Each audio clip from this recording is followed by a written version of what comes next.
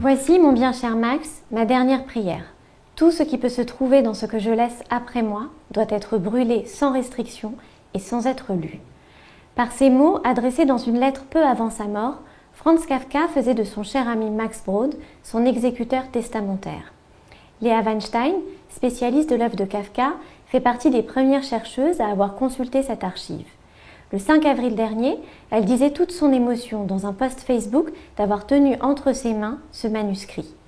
Nous la recevons aujourd'hui à Academ pour qu'elle nous raconte l'histoire rocambolesque de ce document. Léa Weinstein, bonjour. Bonjour.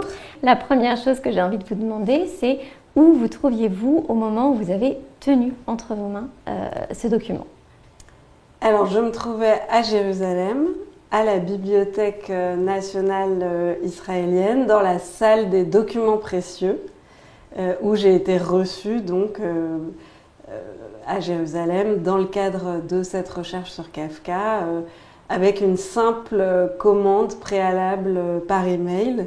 N'importe qui d'entre nous, d'entre vous, aujourd'hui, peut, en se rendant là-bas à Jérusalem, avoir entre les mains ces documents, les consulter en toute liberté, ce qui est quand même extraordinaire. Et alors, comment ce document est arrivé là-bas ? Alors, l'histoire de ce document, elle est quand même assez longue et, comme vous le disiez, assez rocambolesque. D'abord, il n'est pas daté par Kafka, donc on ne sait pas exactement à quel moment Kafka a écrit ce qu'on a appelé le testament. En fait, il s'agit de 2 billets différents qui disent à peu près la même chose et qui ont été trouvés par son ami Max après la mort de Kafka, et même très précisément, on sait que c'est juste après son enterrement. Donc Kafka meurt en 1924 de la tuberculose, prématurément, il a 40 ans seulement. Et de son vivant, il a publié uniquement quelques nouvelles dans des revues. Au moment où il meurt, il y a un recueil de nouvelles qui est en préparation pour publication. Voilà. Donc il n'est pas très connu au moment où il n'est pas très connu. Max Brod, son ami, est plus connu que lui, en fait. C'est un auteur déjà reconnu. Connu et reconnu, qui a un aspect plus mondain, si vous voulez, que Kafka, donc qui est plus connu. Et donc, Max Brod, le jour de l'enterrement, découvre dans un tiroir 2 enveloppes à son prénom, avec écrit Max. Donc il découvre du courrier qui lui est adressé, mais qui ne lui a jamais été envoyé. Voilà, ni envoyé ni donné, que Kafka avait laissé dans ses tiroirs, et qui donc sont ces 2 billets, l'un écrit au crayon de papier, l'autre écrit à l'encre noire, puisque quand on voit les originaux, on voit aussi ces choses-là, et en fait ça fait quand même une grande différence, lui demandant très explicitement, vous l'avez cité, de brûler et de détruire l'ensemble de ce qu'il laisse derrière lui. Et Max Brod n'a pas brûlé, en fait. Voilà, Max Brod dira qu'il s'est même pas posé la question, en fait, de savoir s'il allait respecter ou pas cette demande. Il a mentionné des conversations entre eux du vivant de Kafka, où Kafka avait déjà parlé de cette volonté de lui demander de détruire son œuvre.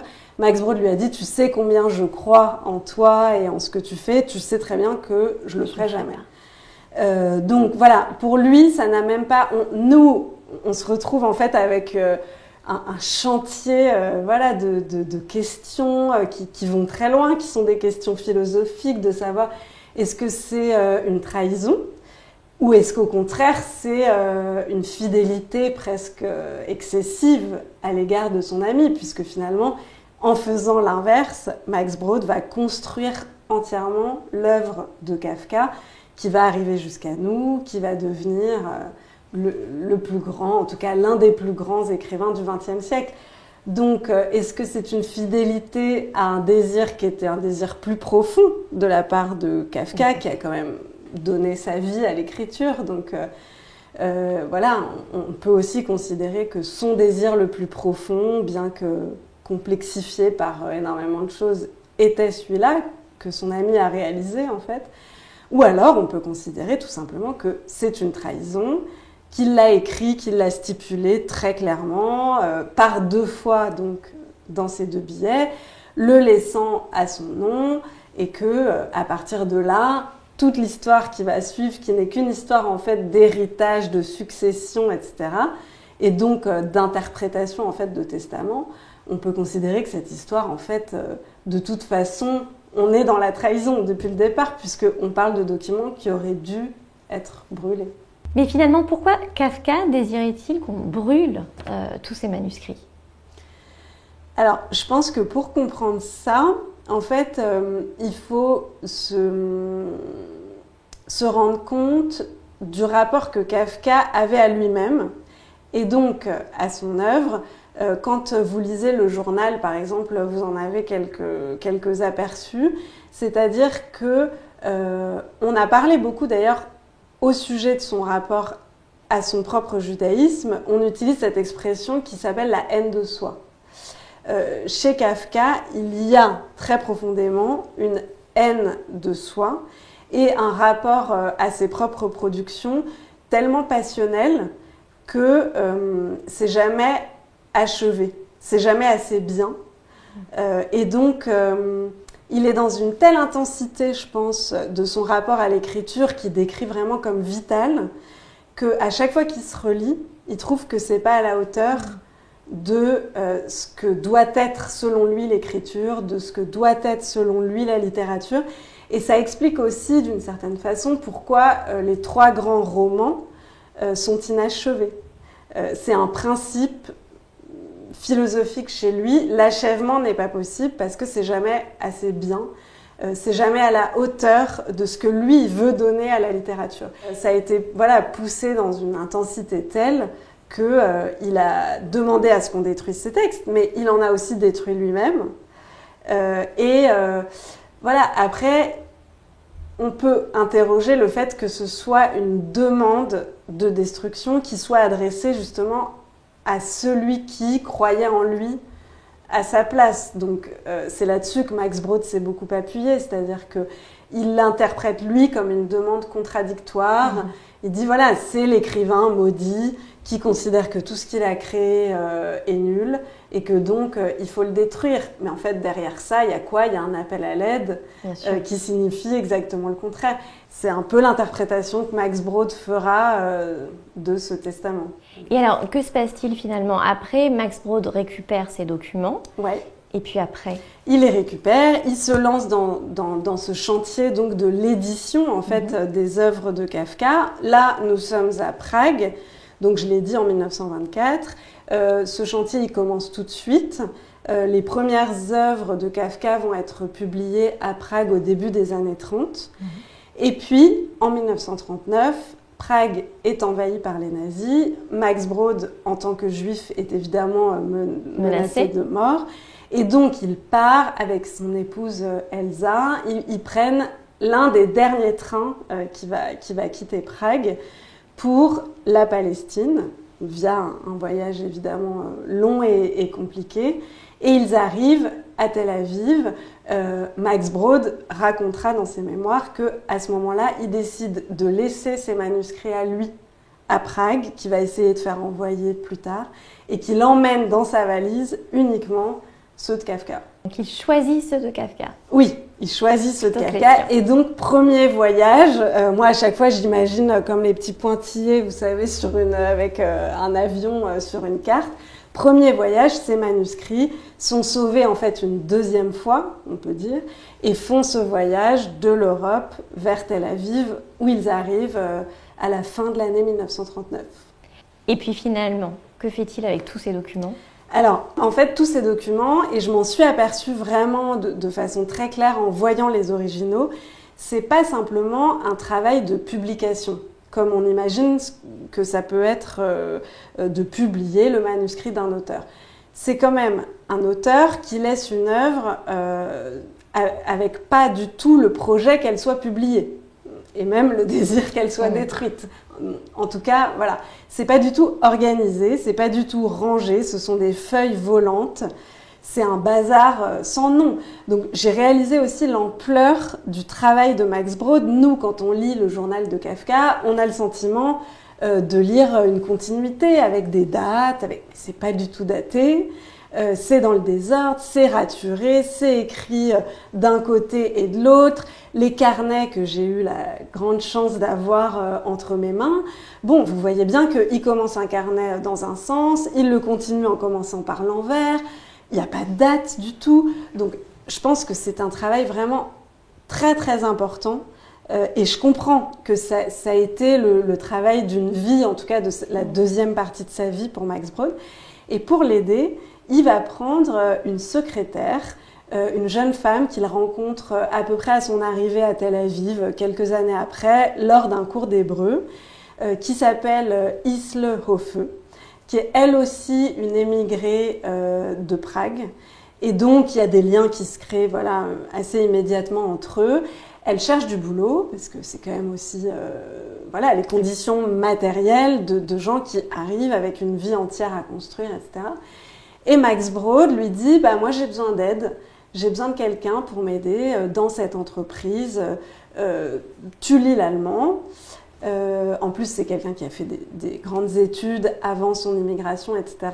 Donc, elle devient en fait sa secrétaire et sa maîtresse, puisque cette histoire est aussi un peu, comme m'ont dit les Israéliens là-bas à qui j'en ai parlé, c'est aussi une telenovela. Donc il y a une histoire d'amour secrète, clandestine entre eux qui va commencer sous l'égide, on peut dire, de ces manuscrits de Kafka, qu'elle va prendre en main et avec lesquels elle va développer une relation un peu étrange, en tout cas de très grande proximité, qui est sans doute un miroir de son histoire d'amour avec Max Brod. Mais voilà, quand lui va mourir en 1968, il laisse un testament lui aussi. Donc encore une fois, on a un testament à interpréter qui est très ambigu.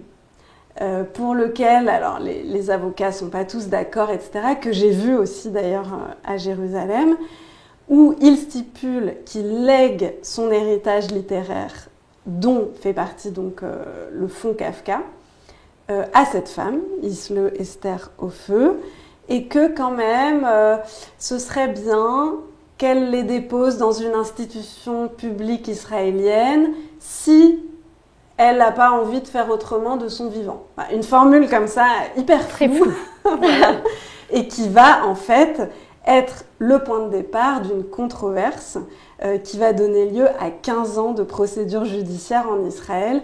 Procédure judiciaire qui ne s'est vraiment achevée qu'en juillet 2019, donc très récemment, et dont la décision finale, donc de la Cour suprême israélienne, va être finalement que les manuscrits de Kafka doivent être rapatriés à la Bibliothèque nationale israélienne et doivent donc être protégés en fait par l'État parce que d'une, ça aurait été selon eux le souhait de Max Brod, parce que deux, Kafka c'est le patrimoine juif universel et que donc l'État d'Israël a vocation à en être le dépositaire.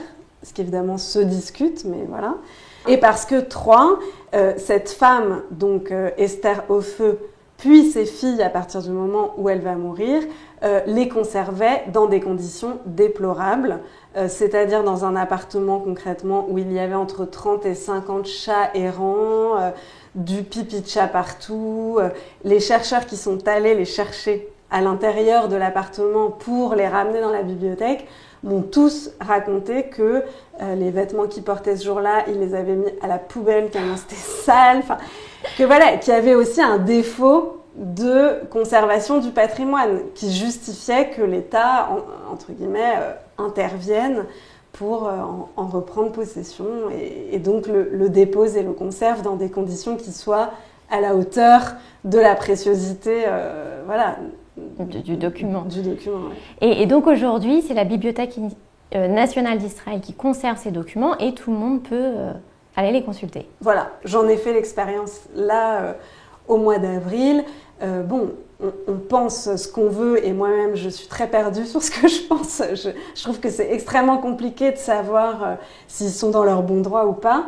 En tout cas, force est de constater que j'aurais jamais pu avoir entre les mains ni ce testament, ni tous les originaux que j'ai eu entre les mains au mois d'avril, si la décision n'avait pas été celle-là. Et donc, en effet, le rôle est parfaitement joué par la bibliothèque et par son conservateur. Et finalement, qu'avez-vous appris de plus en tenant ce manuscrit entre les mains que vous ne saviez pas avant? Finalement, vous êtes une spécialiste de Kafka, donc le manuscrit lui-même, que vous a-t-il apporté? C'est une bonne question parce que il faut quand même préciser que parmi ce fonds, rien n'est inédit. D'accord? Donc tout a été publié. Il y a uniquement quelques dessins de Kafka qui n'avaient pas été publiés, qui avaient été bloqués, etc. Sinon, ce sont des choses qui ont été publiées parce que Max Brod a fait ce travail de son vivant. Donc, j'ai pas découvert des textes de Kafka que je ne connaissais pas. Mais déjà, quand vous connaissez l'histoire de ces papiers, donc quand vous mesurez le nombre de trajets, encore une fois, je pense à ces petits pointillés qu'ils ont faits, et dans quelles conditions, puisque la première fois, ils sont dans cette valise, dans les conditions d'un départ en pleine nuit, où Max Brod et son épouse, je veux dire, laissent leur vie, partent avec une valise dans un pays qu'ils ne connaissent pas, où ils n'ont jamais mis les pieds, etc. Donc moi, j'avais entre les mains les manuscrits pensant à tout ça, au fait que si aujourd'hui je pouvais les avoir entre les mains, c'était parce que Max Brod ne les avait pas brûlés, parce qu'il avait réussi à partir pour Tel Aviv, parce qu'ensuite il avait dévoué sa vie à ça, et parce qu'ensuite il y avait eu un jour un avocat qui s'était rendu compte que ces originaux étaient détenus par une femme et par sa fille qui les gardaient dans des mauvaises conditions et que peut-être ça valait le coup de lancer une procédure judiciaire. Voilà. Donc quand vous mesurez voilà, tout ce qui a permis ce moment-là, quoi, de rencontre avec les manuscrits, ça donne une autre dimension, je trouve. Et puis, il y a quand même cette histoire d'incarnation. Enfin, vous avez entre les mains, il y a quelque chose d'un contact direct avec l'auteur qui se crée par le côté, la texture physique du papier, de voir par quel stylo il a écrit. Par exemple, les 2 testaments, c'est ce que je disais tout à l'heure, je me suis aperçue qu'il y en avait un qui était écrit au crayon de papier et l'autre à l'encre. Je ne le savais pas, ça, moi, en lisant dans ma Pléiade, la retranscription du billet, vous voyez. Et donc, ça donne autre chose parce que on comprend qu'un document qui est écrit au crayon de papier n'a peut-être pas la même... C'est peut-être un brouillon. Voilà. Et peut-être que là, il y a un degré de certitude qui est un peu plus bas, alors que celui qui est écrit à la plume a vraiment l'air d'être quelque chose de très... formel. De très formel et de très net dans son désir, puisque la question c'est de savoir est-ce qu'il voulait vraiment qu'il les brûle. Bon, quand on voit celui au crayon de papier, on a des doutes. Quand on voit celui à l'encre, on en a moins. Je me suis rendu compte aussi, et ça a été très très émouvant pour moi, du rapport que Kafka avait à son propre nom. C'est-à-dire qu'on voit toutes ses signatures, parce qu'il y a beaucoup de lettres, et donc on voit la façon dont il signe. Et on voit qu'il dessine le K, par exemple, toujours de façon très différente et qu'il a un rapport vraiment au graphème très bizarre. Et donc, ça m'a permis de comprendre autrement le fait qu'il appelle toujours ses personnages par cette lettre K. Peut-être une question un peu plus personnelle, finalement. Qu'est-ce qui vous a amené à Kafka ? Alors Kafka, ça a été un peu une figure visuelle dans toute mon enfance parce qu'il se trouve que mon père avait une carte postale en noir et blanc avec la photo de Kafka dans son bureau. Et donc d'abord pour moi Kafka c'est cette image très intrigante, je savais évidemment pas qui c'était et voilà.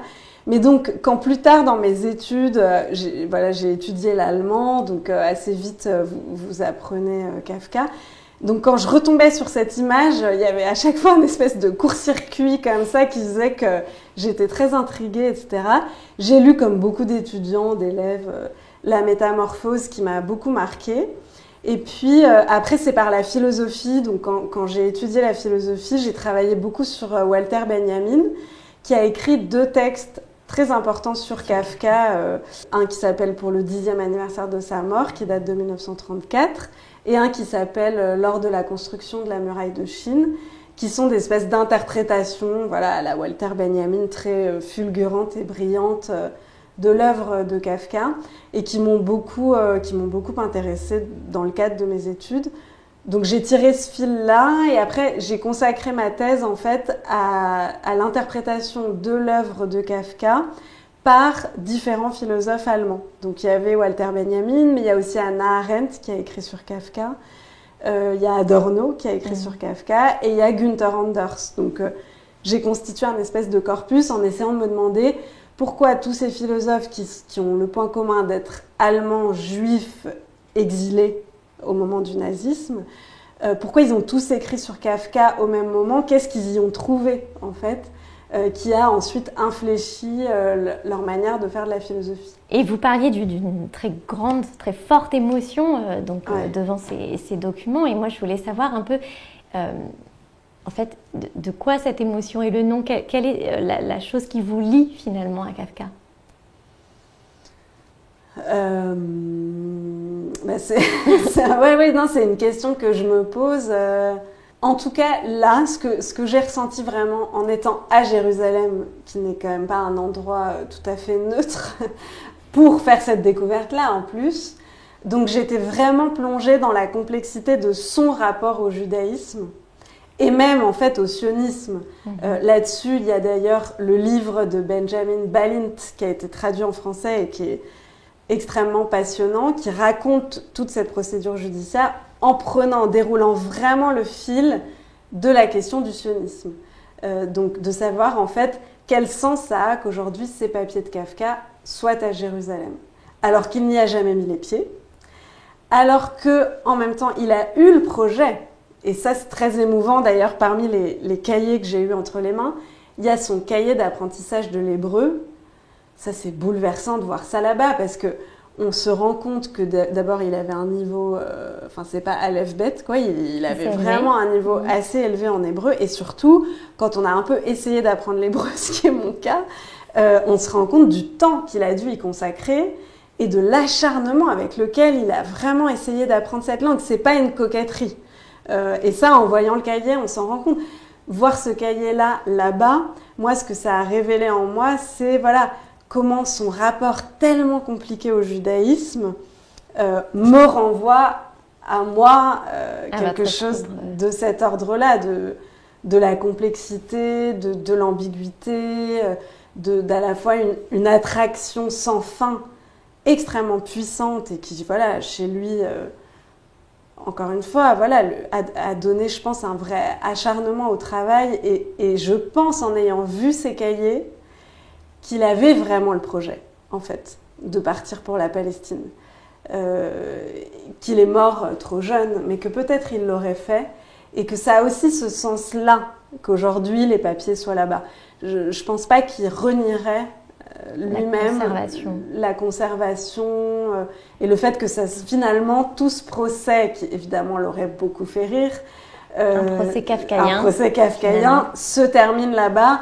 Ça a quand même tout ce sens-là. Je pense à une phrase que j'avais en tête là-bas comme un refrain, mais qui est une phrase choquante d'un certain point de vue, où il écrit « Le sionisme me fascine et il me dégoûte ».